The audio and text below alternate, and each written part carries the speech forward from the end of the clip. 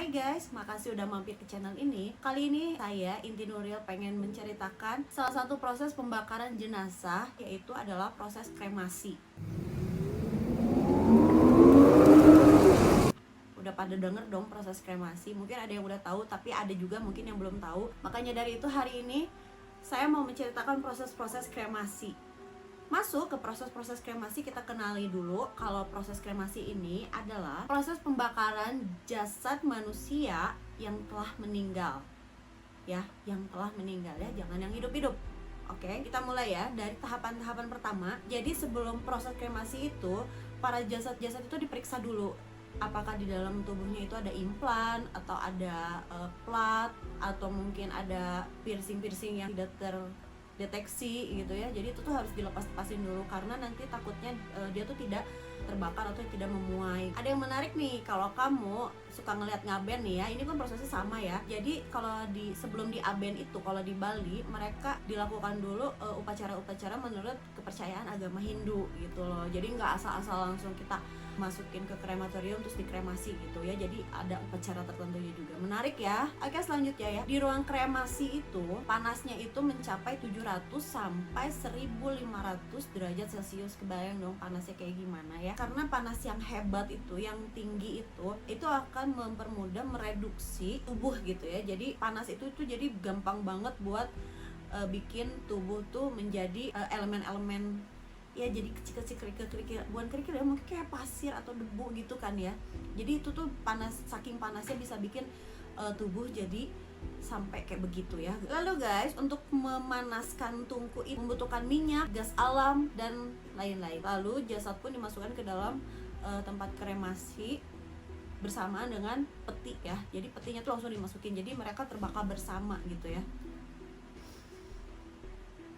Jadi saat proses kremasi itu, jadi panas api itu mulai ngeringin badan gitu ya, ngeringin tubuh.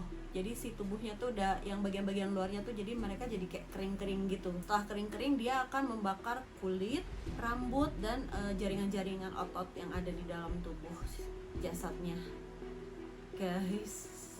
Dan lama-kelamaan karena saking panasnya semuanya akan hancur. Jadi semua yang ada di dalam tubuh jasad itu tuh akan hancur ya, jadi kayak debu-debu gitu. Dan proses ini tuh memakan waktu 1,5 jam sampai 3 jam guys. Banyak juga mitos-mitos yang menceritakan bahwa saat tubuh dikremasi itu, jenazah itu pada bangun gitu loh. Jadi pada duduk gitu kan. Kebayang nggak udah meninggal terus duduk gitu kan? Ngeri kan coy. Tapi ternyata itu tuh ada ilmiahnya guys, jangan takut. Jadi ini tuh ada hubungannya gitu dari penerimaan si tubuh terhadap panas ya. Pada titik 670 derajat Celcius itu, si panas api itu menyebabkan kontraksi pada otot lengan. Jadi mau nggak mau si mayat itu bisa tiba-tiba, menariknya kontraksi-kontraksi ini tuh ada berbagai macam gaya gitu ya. Ada yang kontraksi yang bikin kayak pose kayak petinju gitu, gini atau gini, namanya itu Gizmodo. Dan juga ada kontraksi yang namanya pugilistik, dimana jari-jarinya itu mereka mengepal gitu ya, dan kepalanya tuh jadi kayak sedikit miring jadi gini. Tapi emang serem sih ya kalau misalnya emang posenya emang kayak gitu. Kita kan sebagai anak Indonesia yang percaya dengan misteri pasti mikirnya ada itu, kayaknya ada sesuatu. Tapi enggak guys, itu sebenarnya emang ada ilmiahnya juga. Nah setelah selesai di 3 jam, jasad itu kan udah jadi kayak abu gitu kan guys.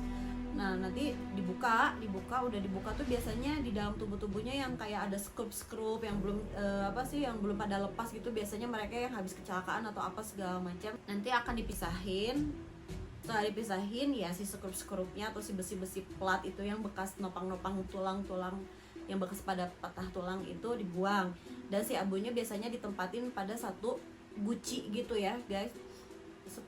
Ada yang dibawa pulang sama keluarganya gucinya, ada yang ditabur ya, ada juga yang disimpan di tempat krematorium itu ya. Oke guys, itulah tahap-tahap proses kremasi ya. Mudah-mudahan nambah ilmu buat kita semua bahwa proses kremasi itu adalah begitu adanya ya.